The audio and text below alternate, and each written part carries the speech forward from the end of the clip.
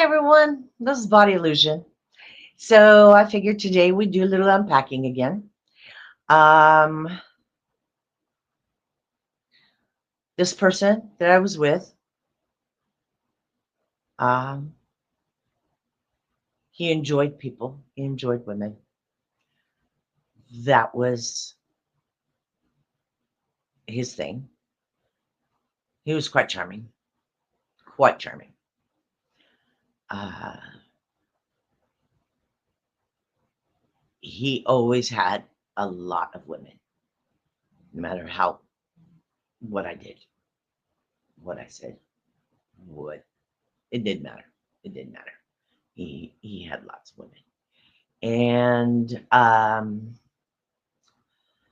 so, as I said in my previous things, he was always out of money, always out of money. So he was, well, I'm not going to use the word borrow. He would get money from me. He would get money from me, and then it would be gone. I don't know where it went. I don't know. Didn't ask. Didn't care. Um, he was happy for that moment that I gave him the money. So I was happy. I was happy. He was happy. So as it rolls along, and we're probably 10 years into this routine,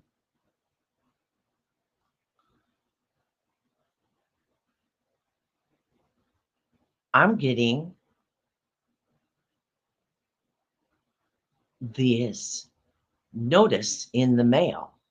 Well, yeah, actually, it was delivered to my house, our house, for a summons, for a child support summons. So, this child was 13 months old. So, what do I do? What do I do? I confront him and I ask him, well, that's just going to get me in trouble. If I let it go by and say nothing, that's going to get me in trouble. I know now. It's in my face. I always suspected, but now it's in my face. So now what do I do with this information? So he was at work, and I called him and I told him that I'd received the summons at the door. It was my fault. But are we shocked? It was my fault because I received it, because they handed it to me. I opened the door and they handed it to me. So it was my fault. So, needless to say, I did find out about this child. It couldn't be, I couldn't ignore it anymore. So we go on, and this child gets growing, and now I'm hearing the name more often. Now he's feeling more comfortable talking about this child, this outside child. And so now he's feeling more comfortable mentioning this, mentioning the mother, mentioning. Now I'm becoming deeply more involved in this that I didn't want to be involved in the first place. But here I am. So, but life still goes on. Life still goes on. About 5 years later, he's still doing the I need money. I need money. I borrow money. Okay. Okay, no problem. You know, what's going on? How much do we need? How much do we need to get through till tomorrow kind of thing? Then I found out that another female has just delivered a child. Now, the first one was delivered he fought it. He had a DNA test done and blah, blah, blah, blah. No, of course it came back positive. This one, to this day, he doesn't know. You know, I know now, because if you see this, you know I know. I knew the whole time. But he did not, I know he didn't deny this one for sure, because he named it after his sister. So I know for a fact he knew that child was his. So now he has no money, because he spends it playing and farting around and, you know, being big baller and in the streets and stuff like that. So when it comes to maintenance and support and stuff, it's coming from me. So he got some money from me, and it happened about 3 different times. Come to find out, he was taking that money and sending it to the second mother because she was bugging him about needing Pampers and stuff. So I was paying for him to stay in good standings with her, buying Pampers for a kid that I wasn't even there. I was I wasn't even in the same room. I never saw this child. I just know I could tell you where she lives. I could tell you everything about her. But to go hunt her down, that's not who I am.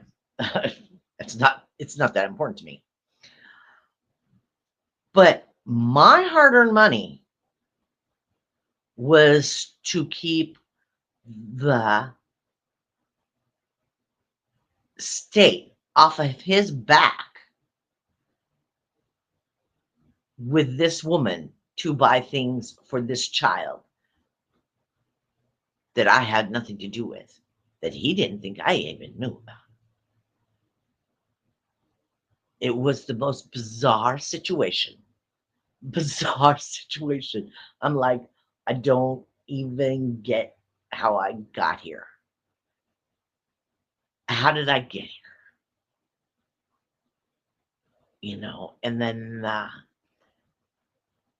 then one time, the older one, he had the older one, and he wanted me to babysit the older one. I told him I didn't want to do that. I couldn't do that. Then I had a screaming fit in my face that you do not accept my blood. That's my blood. Why don't you accept my blood? And I'm thinking to myself, I've accepted a lot of things, but to babysit your child that I have nothing to do with, it's not my kid. I wasn't in the room when it was conceived. Only reason I even know about it is because papers were handed to me. But you want me to babysit your child so you can go run it around. Because that's all he was going to do.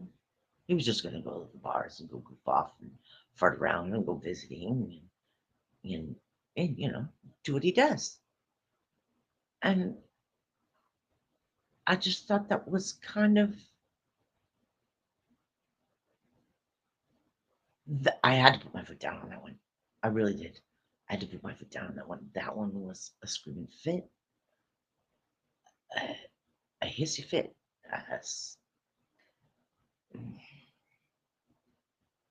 a slap of time or two. But it doesn't matter. I had to stand my ground on that one. I had to stand my ground on that one. But that little bit of power showed me that I did have power. It may be painful, it may be ugly, and it may not be what he wants, but I showed I had that little ounce of power. And all I kept hearing was, my blood, my blood, my blood, my blood, my blood. You don't accept my blood. I understand that. That I understand. Because it is your baby. But I'm not going to babysit your baby so you can go play some more. That's not going to happen. So you look good to everyone saying, I had my baby. The baby wasn't a baby anymore. I have my baby. I had the baby all weekend long. No, you didn't. I would have. I would have had the baby all weekend long. Why you played? That's the way he did things. It was always turned around to his favor, so he looked good in the light. But when it came to outside babies, it broke my heart the first time. I knew it was inevitable, but it broke my heart the first time. Broke me in two. I didn't want to do. When I saw that I was paying for diapers for the second one, that just made me mad. I had to just stay quiet about it, but it made me mad. But it didn't surprise me because of what he was getting away with anyway. So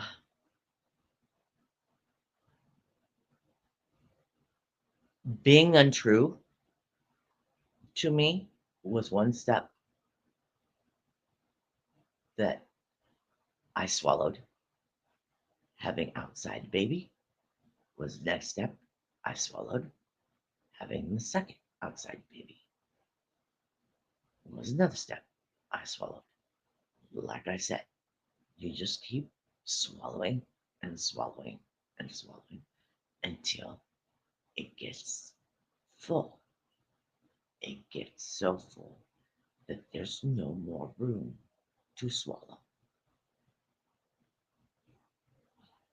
The bottle of emotions gets so packed full, and you just keep packing it in and packing it in and packing it in until it finally explodes. And that's where I'm at now, is unpacking all of that yuck. All the yuck that I allowed myself to go through. I allowed it. And so it's me. I let it happen to me. I fell for it, hook, line, and sinker. One day I'll tell you a story about how we met. Charming, very charming, very charming. But anyway, that's my story for the day. I love you all, and you are beautiful, and you're worth it. Stand up for yourself. Be strong. You're gorgeous.